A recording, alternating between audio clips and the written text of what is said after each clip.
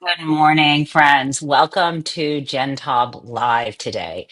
Wow. I know every day I start by saying we have a big show, but today's show, guys, given the news that has kind of surrounded us in the last, I don't know, 12 hours, maybe 24, I think the format today is a little bit like being at a Spanish tapas restaurant where they serve you small plates. I mean, our normal show, maybe you get a little some vegetables and entree and some, delicious, sort of a tasting menu of desserts, when we get to Crazy Town. But today, there are so many potential um, deep dives here that I can only say it's the most delicious sort of small plates tapas menu where maybe you don't get the largest portion, but you get a variety and everything will be seasoned well. And I don't have a sous chef here. It's just me. So if the plates come out sort of clustered together and you are still working on one thing and I'm jumping to the other, watch the show a second time, come back and try the menu again. So where I want to begin is the most breaking news, which was what happened last night in the House with the budget.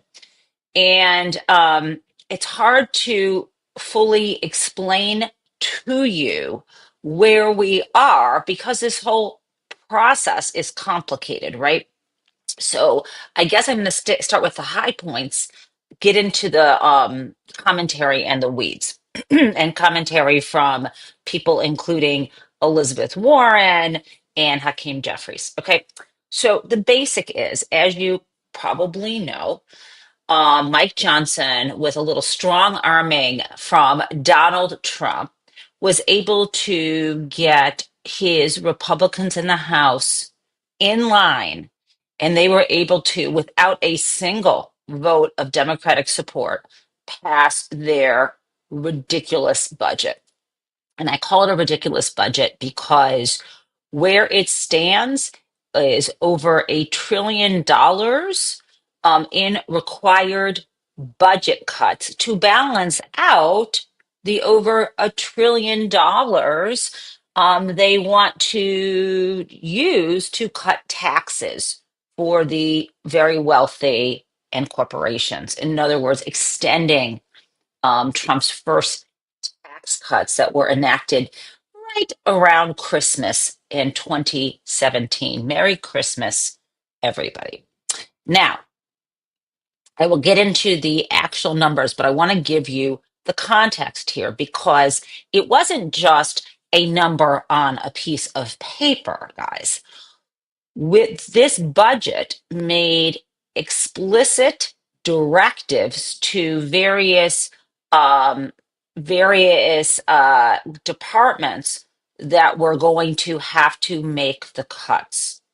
And why this is important, and here's the bottom line: when and if this budget gets through the House and Senate through this reconciliation process, if and when this budget gets through, and this is like the bottom line, the only way to make these directives happen, the total cuts as well as the specific directives, there is no way to do it other than to cut into Medicaid or Medicare, period.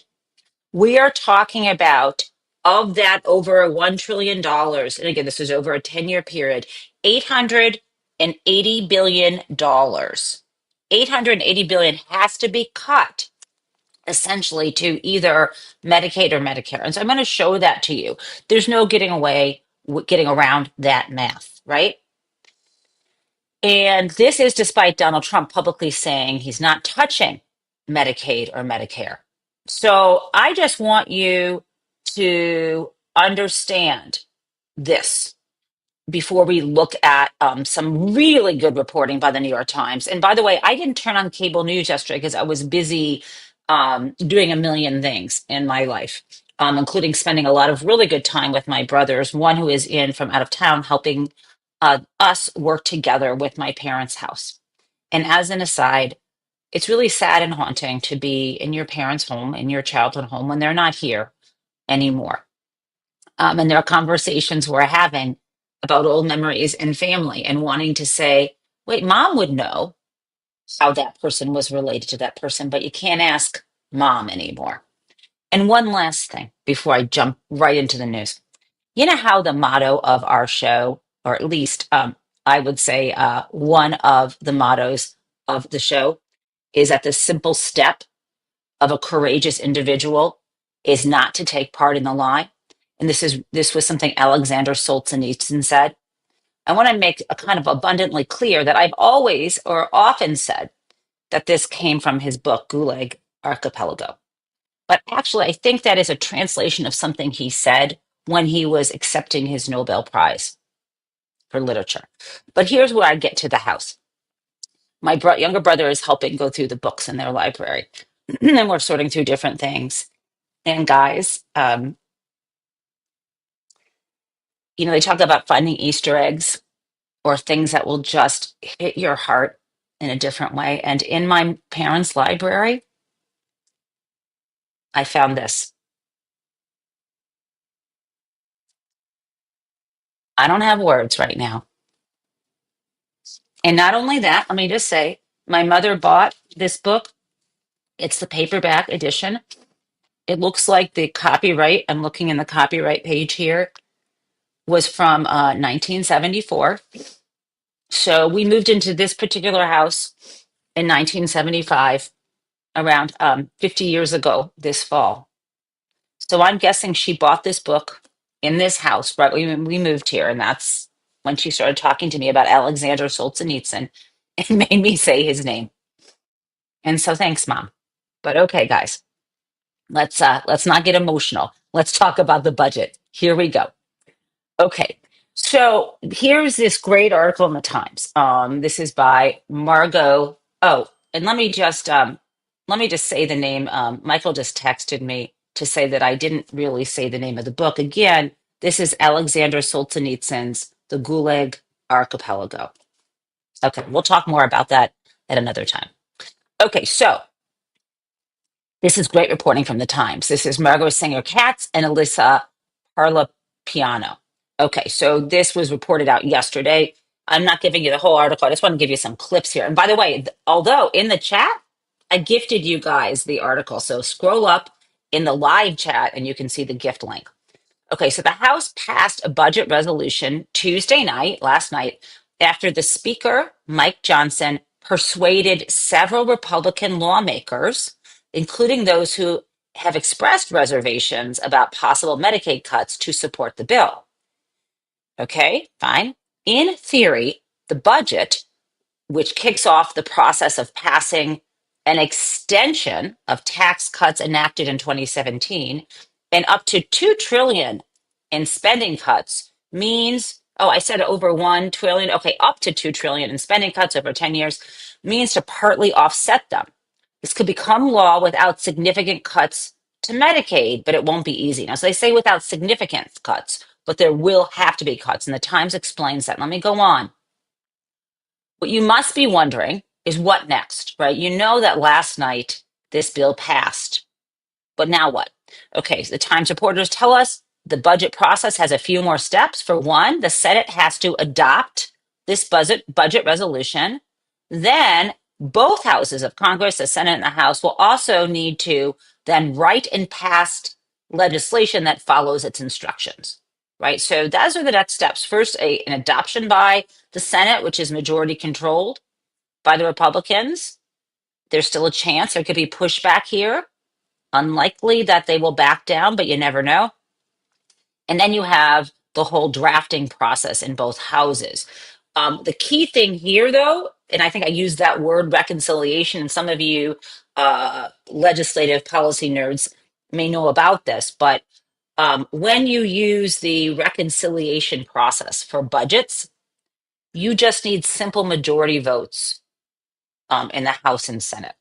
I know that you've heard about the filibuster, which has now turned into what's called the cloture vote. Let me explain that.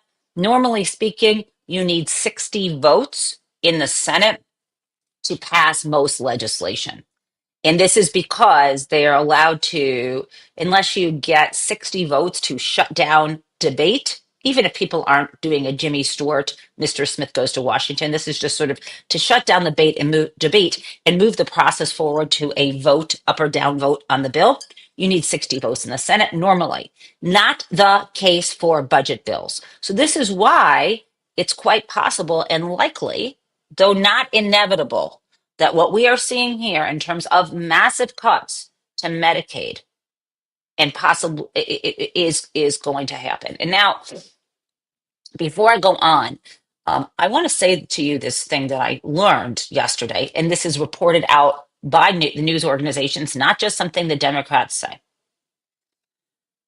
Around half of the children born in America, their birth, the coverage for at the hospital for giving birth, half, 50% is paid for through Medicaid. Just hold on to that for a second. Giving birth is one of the most dangerous, not just medical or health experiences, but just physical experiences a woman can go through. And the party that claims to care about children, Donald Trump, who said he was the president of the people, the person who said, I want to bring down prices and they respect life, that is utter bullshit with this budget resolution passed by the House. Now, I've got a little more. And this is the article I'm talking about. The piece I'm reading from is called What Can House Republicans Cut Instead of Medicaid? Not Much. That is the piece that I shared in the chat. And bear with me, we need to look a little bit more at that article. And again, I cannot recommend this enough. So I'm gonna share with you now this article so that I will encourage you. um, okay, I'm going to encourage you. Here is it. I got a weird message on my computer. Here we go. I think you can see this article. I'm hoping. Okay, I think we're good here. You can see this piece. And again, what I'm going to do is I'm sharing the gift link again in the chat. And thank you, Lisa Douglas. You love that I share my sources. Guys, I have to. I mean, I'm not writing a piece here and dropping the footnotes or the links, but I want you to see what I'm relying on. Um, okay. So here we got this. I just shared it with you again, and I'm blowing it up a little bit more so you can see it. So that, of course, is the infamous Mike Johnson. Now, this is him. He's overseeing last night the budget passage. Now, the piece I had read to you so far was about up to 2 trillion in budget cuts. So now I told you when we first started today, with this piece, that it wasn't just a resolution saying, okay, we need up to 2 trillion. I said over at 1 trillion. Okay, fine, of cuts, but there were specific designations. So I want you to see this right here. And I'm going to make this smaller so you can see the whole screen. Okay, so the House Committee on Energy and Commerce oversees Medicaid, Medicare, the CHIPS program, a separate program for children, and some non-health matters. And if you look at this big chart here, there's dark blue at the top, light blue, and there's those red chunks. Every little square that you see in that chart represents 250 billion in 10-year gross mandatory spending. So what does that mean? If you wanted to cut 880 billion, look at the red squares below. That's how much you would need to cut. If you look at this, there, first of all, is no way for spend to make. So the House Committee on Energy and Commerce is supposed to come up with this detailed plan. And if you look at this, there is no way not to cover health spending. In other words, let me say it differently. You don't get to $880 billion without health spending cut. And there is no way you get to it without cutting either some Medicaid or some Medicare. And this article goes through, and this is where all the different options. And they say the numbers aren't exact, they're about estimates and so on. But option one would be to cut Medicare instead of Medicaid. Now, I'm going to stop sharing right now and tell you this is why I dropped this into the chat. I'm only stopping here because I want you, this article, you could have someone play it. You can play the sound, it'll be like 8 minutes to listen to if you prefer that to reading it. But I think this is tremendous. I think this is what you read and you refer to. And I think the bottom line to remember, because there are way too many details here for all of us, is there is no way to enact the budget plan that the Republicans, Donald Trump, and Elon Musk want that will allow rich people to get tax cuts. There's no way to hand over more tax cuts to the uber wealthy and corporations without either cutting Medicaid or Medicare or both, and substantially. That's it. That's what I am telling you now. That's the bottom line. Of course, you can look at the details later. Now, how has this, how is this, what is the reaction to this been? Well, I first want to share, I'm going to share with you what Rep. Jeffries, Hakeem Jeffries, who is the House Minority Leader, meaning if the Dems had the majority in the House, he would be Speaker, right? But we don't, so he is the lead Dem in the House. And he was on fire yesterday during the debates. And just keep in mind, I know we've covered a lot. It's not over. So I'm showing you this, and you might think, oh, whatever. Jen just said there's no way to do the Republican bill without cutting Medicaid or Medicare. Yeah, that's true. But again, it's not a fait accompli. I think that's how you say it in French. There's still an opportunity to speak out, to protest. And what's really important is this: they probably will get their way, but drawing attention to this is essential. Remember how when Donald Trump held back when we all got checks and he held back issuing them because he wanted his name to be on the checks? Well, for fuck's sake, guys, these cuts need to be pinned on the Republicans. We probably can't stop them, but we have to speak out, and we have to let it be made abundantly clear who is doing this. Now let's listen to Jeffries talk about that, and then I'm going to share Elizabeth Warren on this point. Let's do it. Want to drive down the high cost of living. But on the other side of the aisle, we haven't seen a single bill introduced by Republicans to drive down the high cost of living, address the affordability crisis in the United States of America. Not a single executive order issued by President Trump has anything to do with driving down the high cost of living. Not a single administrative action taken this year by the Trump administration has anything to do with driving down the high cost of living. In fact, costs aren't going down in the United States of America. Costs are going up. Grocery prices are going up. Inflation is going up. Republicans are crashing the economy in real time. Republicans are crashing the economy in real time. And even if the stock market stays high, we know about our lives and the economy that affects us. Now I want you to listen to Elizabeth Warren. She went on last night with Caitlin Collins, or yesterday with Caitlin Collins on CNN. Love her. She's no longer my senator now that I am in Michigan and not Massachusetts, but she'll always be my hero, my role model, and my bankruptcy law professor. Here we go. Best strategy that Democrats have here? Is it just hoping that Republicans can't get it together? No, the best strategy is to make sure everybody in America knows exactly what the Republicans are trying to do. And that is they want to give literally trillions of dollars in tax cuts to millionaires, billionaires, and billionaire corporations, and they want to pay for it on the backs of seniors who are living in nursing homes, cut the funding for that and just put those folks out on the street.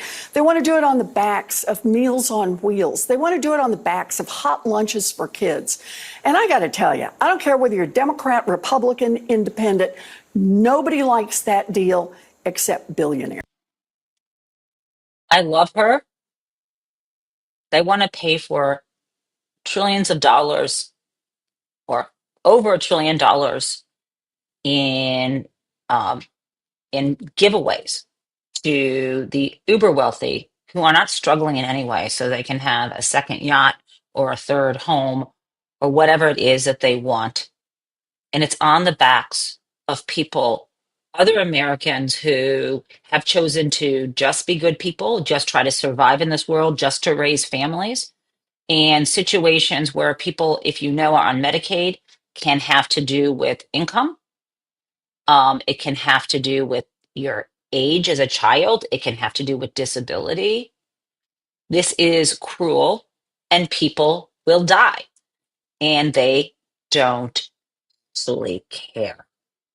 And this is what they are trying to do. Now, speaking of dying, sorry, I will pick up, I will promise you that I will liven up this conversation. But since we mentioned people are dying and we don't care, you know, there was another near miss with a commercial airline at a major airport. Yesterday at the Chicago Midway Airport, which is the alternative to O'Hare, there was a plane, commercial plane landing, and somehow a private jet who didn't have permission to fly in the area almost collided. Let's take a look. You know, I don't like my airplanes when they collide. I like an FAA that is well staffed, that has an administrator, and that is not maligned by the president. I like a well staffed air traffic control um, system, but that's just me.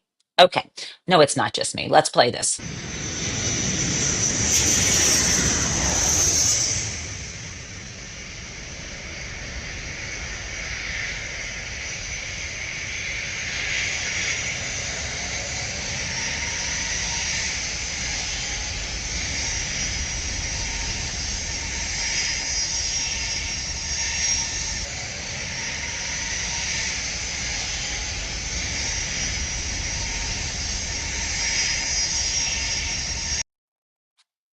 Holy shit. They were both headed for the same landing strip space. What the actual F? I'm sorry. I am just filled with expletives today because it's not okay. And Kevin, I see. Don't be scared to death. Kevin.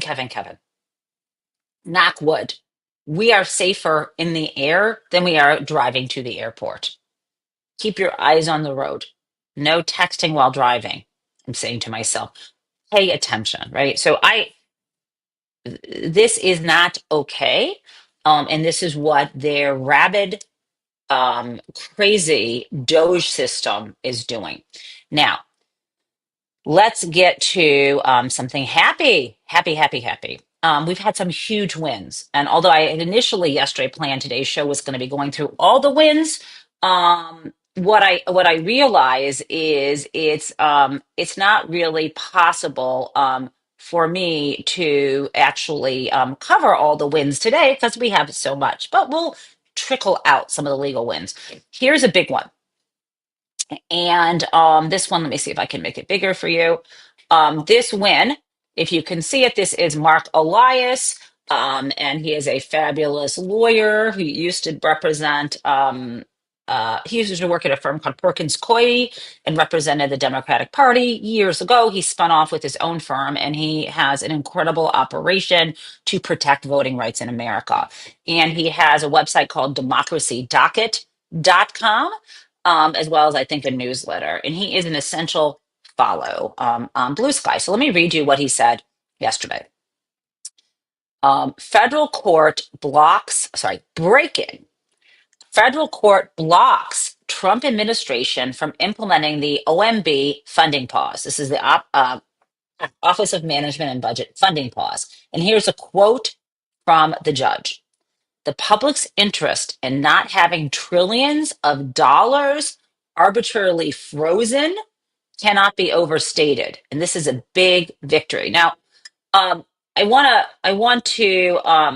to back up for a second and explain something. We're throwing numbers around. Earlier in the show, we're talking about um, having a budget actually pass with spending cuts through the official legal process, right? And the official political and legal process. What I'm talking about now is already approved legislation and already approved appropriations, which is the next step that Congress does for spending. And this is where they just close the spigot. And a judge said, no effing way. Okay, that is, I think, very good news. Not getting so much in the weeds of that one. Just trust me, it's good. And yes, I mean, I have been following the website, and I'm going to share that screen with you again. Litigation tracker, unjust security.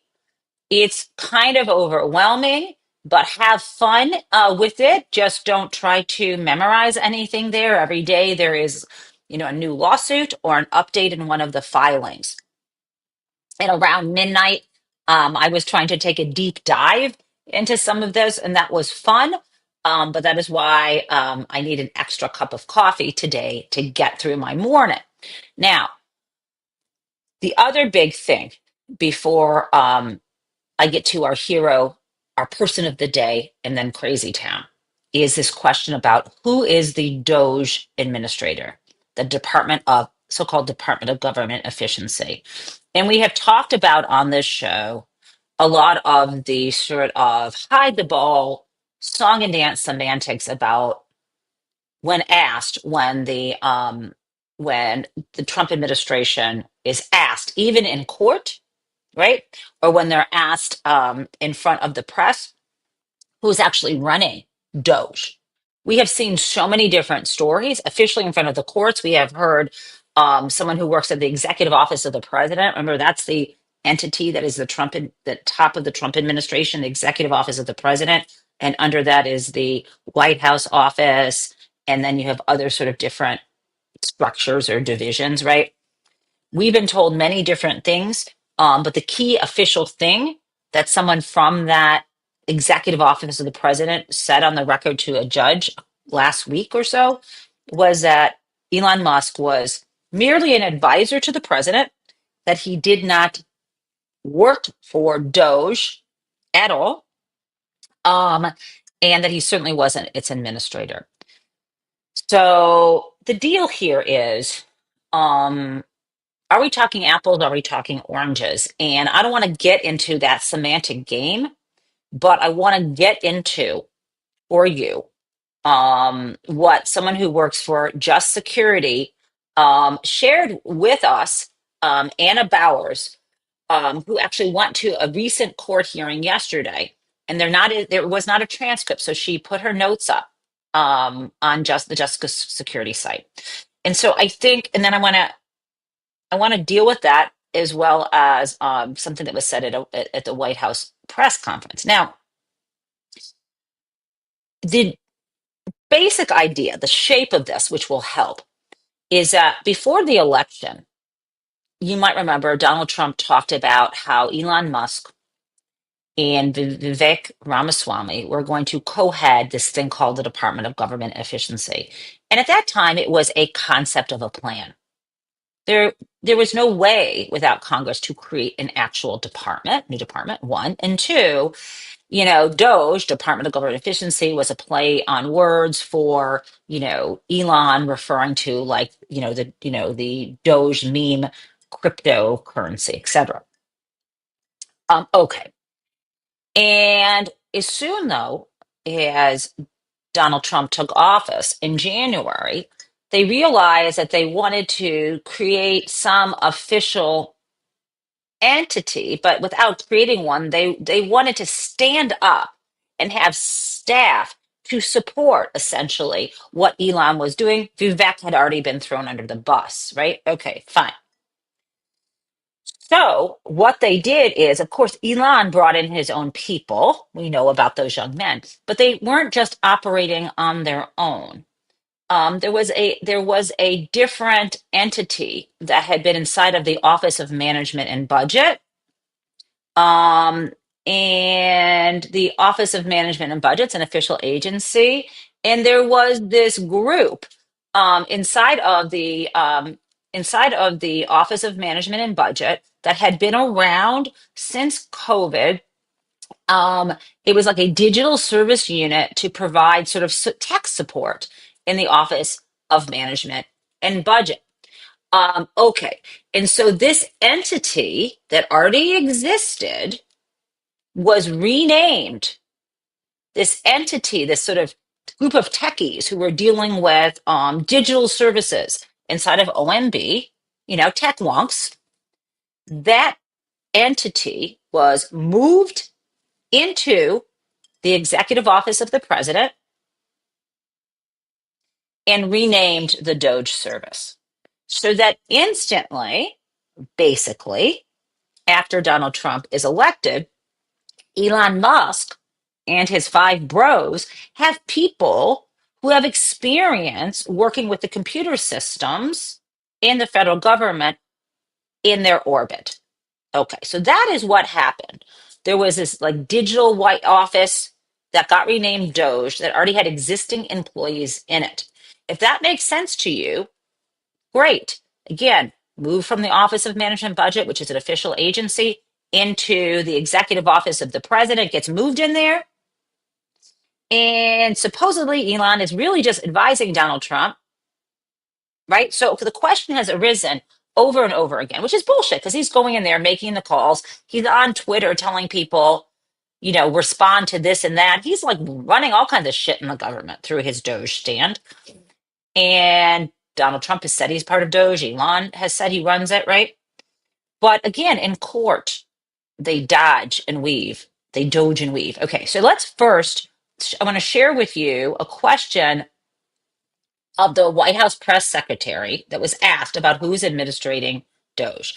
And before I tell you that, I'm sure you've also heard that the White House has now announced that it will be choosing who has access to the White House for press briefings instead of letting the White House, Correspondents Association, which is run by members of the press, decide.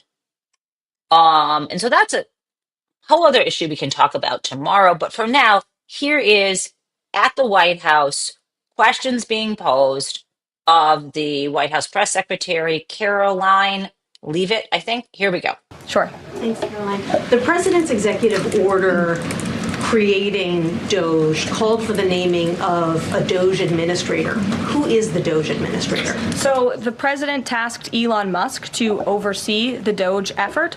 There are career officials and there are political appointees who are helping run DOGE on a day-to-day basis. There are also individuals who have onboarded as political appointees at every agency across the board to work alongside President Trump's cabinet to find and identify waste, fraud, and abuse. And they are working on that effort every day. So is Elon Musk the administrator? Reagan. Thanks, Caroline. Okay. What she just said there is very different from what was just said yesterday in court. So let's and the announcement yesterday. So let's just reveal, despite what Carolyn Leavitt just said, let's reveal what the hell is going on here. This is fun to me, rabbit hole. Okay. So there is an article by Anna Bauer that you should read called Who is Running the DOGE Service. I'm going to also drop this in the live chat. It is not paywalled. Now you have it.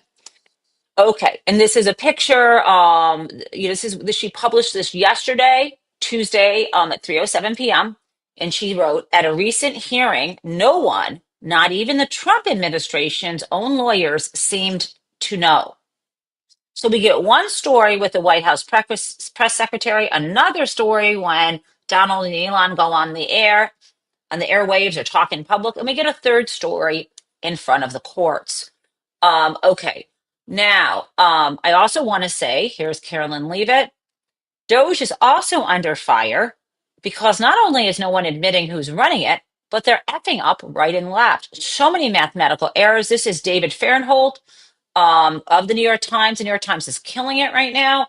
He said DOGE quietly deletes the 5 largest spending cuts it had been celebrating last week because it was wildly overinflated on their so-called wall of receipts.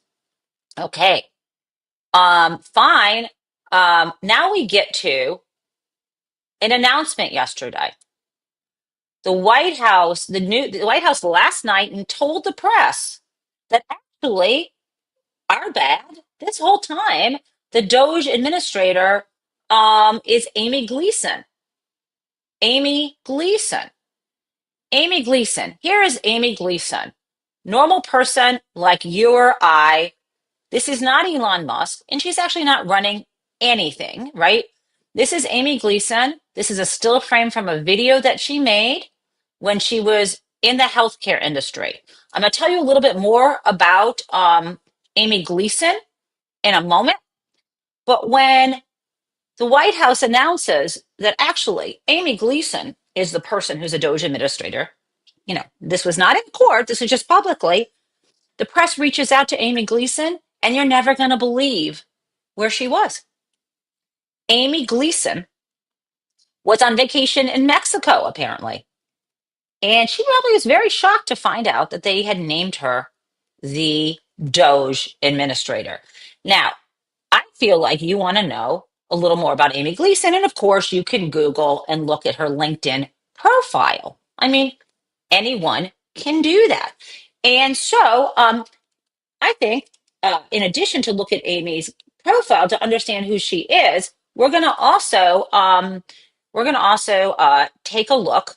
Here we go. Here's Amy Gleason on LinkedIn. You gotta love LinkedIn.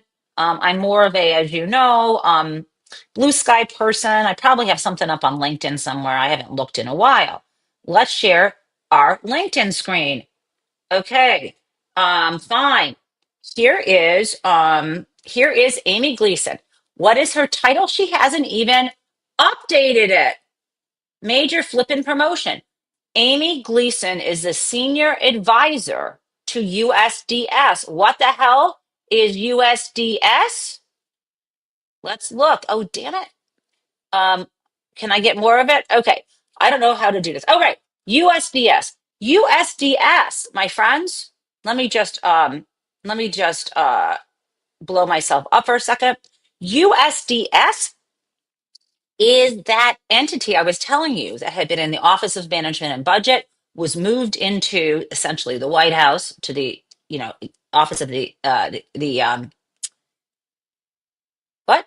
Jens Denmark? Okay, anyway, that was moved into the executive office of the president, right? Essentially the White House. So they essentially moved this US Digital Services into the executive office of the president.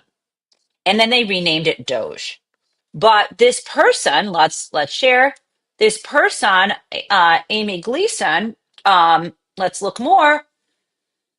It says she's been a senior advisor since January. Senior advisor. Okay, what did she do before that? She was a consultant. She's based in Florida. She also worked full time before that as a product officer. She's really in the healthcare world. She actually had a job at the White House from 2018 to 2021, right? Overlapping from the Trump into the Biden administration. And her job as a digital services expert, working as an employee in the White House of the U.S. Digital Service. I mean, they say the White House, but it's the executive office of the president, we've learned. She was doing that to track COVID infection data and so on. Before that, you look at everything she has done. It's all been in healthcare, healthcare executive type person. Okay, that is our friend Amy Gleason. They're claiming she is the DOGE administrator.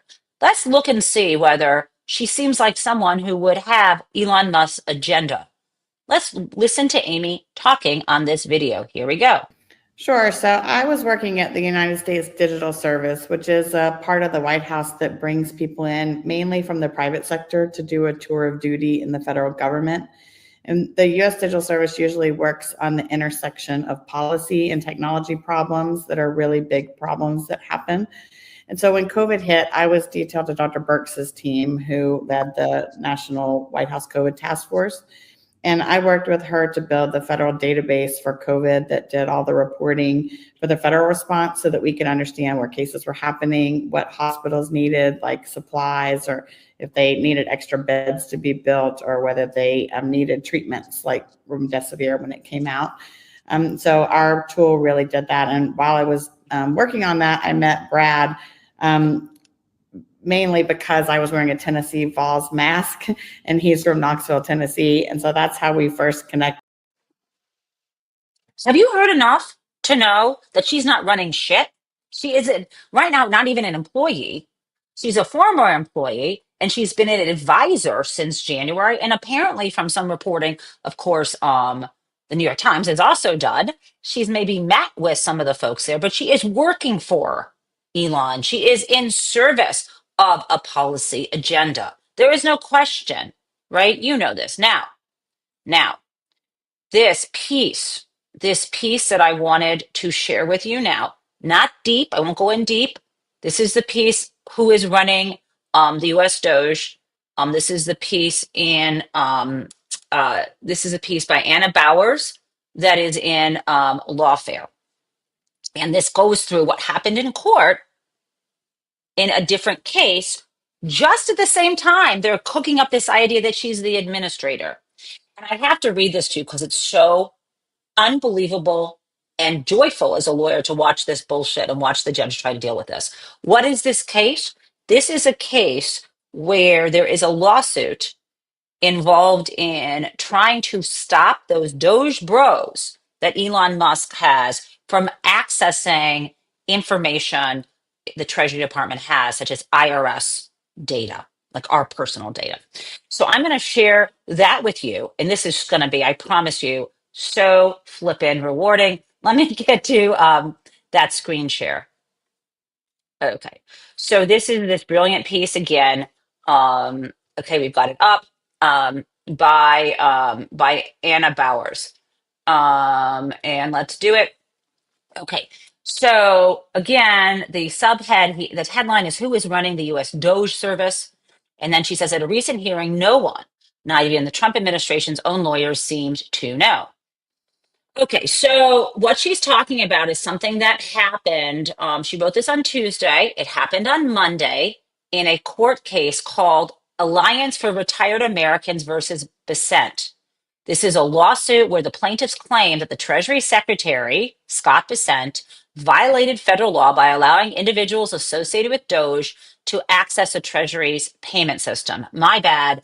This is the payment system lawsuit, which is even worse. This isn't the this isn't the tax data lawsuit. This is when they gave them, remember when they gave them access to literally the payment system, which would allow payments of our tax refunds, though, Treasury system payments to any vendors and so on.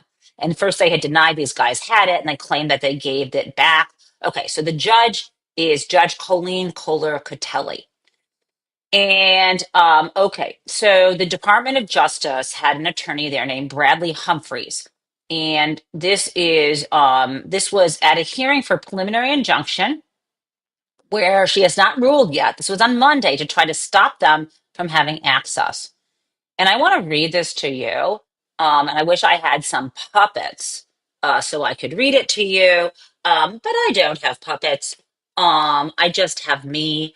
And so let's just do it. I'll try to use a little bit of a more authoritative tone, a little gravitas with the judge, and I'll use a little bit more of a clueless sort of clueless kind of sort of a faux clueless tone with Humphreys. Judge, I have some questions on DOGE's organizational structure. It's rather opaque.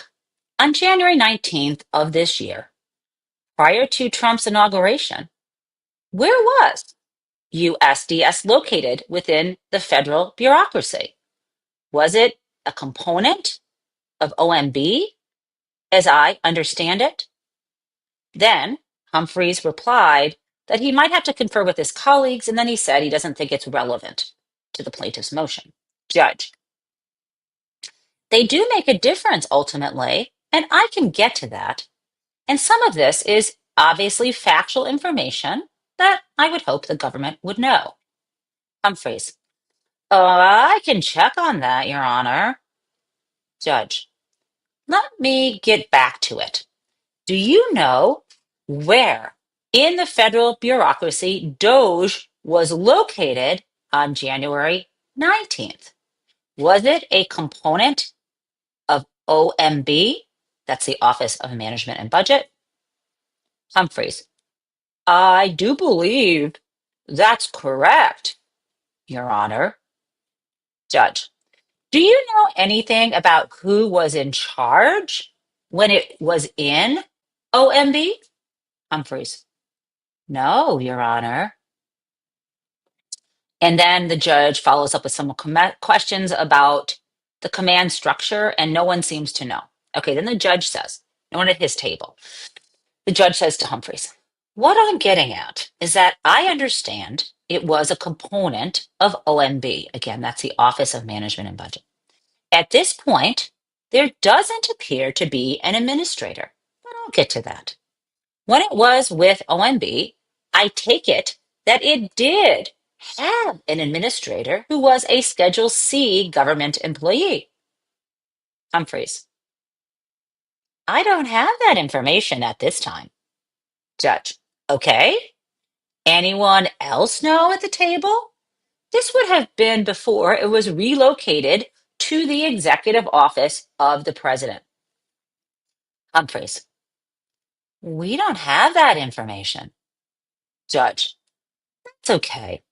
I realize that you may not have prepared for this. So now USDS, again, US Digital Service, has been renamed DOGE, and it's been relocated out of OMB to the executive office of the president.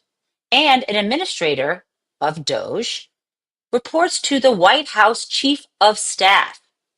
Is that correct at this point? Humphreys. That's the terms of the executive order. Judge. Okay. Is the administrator of USDS, now DOGE, still a Schedule C employee position? Humphreys. I don't know.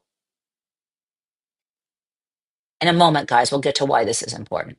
Then the judge asks a series of questions about the name of USDS, which was changed in Trump's executive order from the US Digital Service to the US DOGE Service, also known as DOGE. This is in Trump's executive order.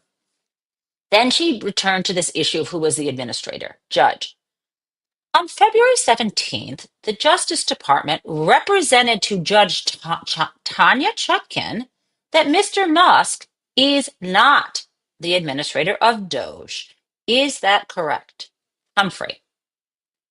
That is correct. Judge. So, if I have to decide at some point what role Mr. Musk has in DOGE, what representation do I provide? He is not the administrator. He obviously has a role. What is his position? Again, she says now, Musk is not the administrator, and he is not an employee, as I understand it, of DOGE. But he seems to be speaking on behalf of DOGE. So can you tell me what his role is? Humphreys. I don't believe that issue is presented in the pleadings, he means in this case, but with the caveat, my understanding is that Mr. Musk is a close advisor to the president. However, for our purposes, the inquiry flows from the president to the secretary of the treasury, who then oversees Mr. Krause. I'm just going to go on, and this goes on and on, back and forth, and back and forth. And then again, I'm just going to scroll down for the judge. Humphreys keeps saying it doesn't matter. The judge says the Trump executive order states that the agency heads, meaning like, Treasury and so on, shall select DOGE team members in consultation with the DOGE administrator. This is it, you guys. This is the smoking gun. Trump's executive order, again, said that the heads of the agencies would consult with whoever the DOGE administrator is to staff up DOGE. And then she says, it seems that there's no administrator to consult with. Who did the Treasury Secretary, this is Besant, consult with when he hired Mr. Krause? And Krause is this guy who had access to the payment systems. Who did he consult with? Who did the Treasury Secretary consult with when he hired Mr. Krause? And the executive order states the DOGE administrator shall commence a software modernization initiative. Has that initiative been commenced? By whom? If there is no administrator, who did it? And then she gets to the whole point here, which is, and this is again the bottom line. She says, I want to ask questions, a few questions that I have been about the status of people at DOGE. It appears to me that the people within DOGE could be exercising authority as officers of the United States without complying with the appointments clause. Now, I'm going to stop sharing and translate some of that. The reason why she keeps asking who is the administrator of DOGE, one, and did whoever this administrator is consult with the agency heads when they hired people to work there? It's twofold. And she keeps asking about Schedule C employees. People who exercise the kind of power that Elon Musk is exercising and the others who are doing things like stopping payments are, she believes, quite likely categorized as officers of the United States and have to be appointed in a particular way through this appointments clause process. For example, advising consent of the Senate. So there's some shit going on here that she is saying is bad. And again, you see the dodging and weaving. This happens on Monday. Then on Tuesday, they come up with, as you know, that this is the lady, they're claiming, the administrator of DOGE. She was not, of course, appointed according to the appointments clause. We all know that. We also know she is not calling the shots. Okay, guys, I hope you enjoyed that. Got two more things. One is Crazy Town, and before that, I have my person of the day. My person of the day today is on our thumbnail, and it is the Honorable Representative Jasmine Crockett of Texas, who is also a lovely human being in person. I met her. We had to share a van together when we were riding to the DNC. Oh, no, it was not the DNC. I'm lying. It was in Atlanta during the debate between Biden and Trump when I thought my heart fell out of my chest and I ate an entire package, well, not an entire package, but almost an entire package of Twizzlers, and I will never eat a Twizzler again. I now associate it with that. But anyway, Crockett is lovely in person. Her staff is amazing. She's the real deal. And Jasmine Crockett was asked a question about Elon Musk. And unlike everyone else, she cuts to the flippin' point. Let's play this. She is my hero. Here we go. Could speak directly to Elon Musk, what would you say? Fuck off. That's it. Ah! Can we just play that one more time? Perfect. Let's do it again. Could speak directly to Elon Musk, what would you say? Fuck off. That's it. That's it. Now, unlike Jasmine Crockett, and she's saying she would say this, of course she would not say that to him in person, but the equivalent. And I love her, every bit of her. Now, let us do, before we close the show, Crazy Town.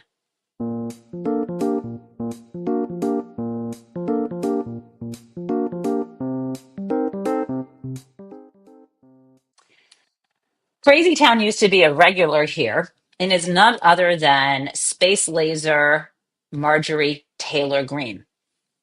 And Marjorie Taylor Greene has a deep misunderstanding of economics, not to mention not much compassion for her fellow Americans.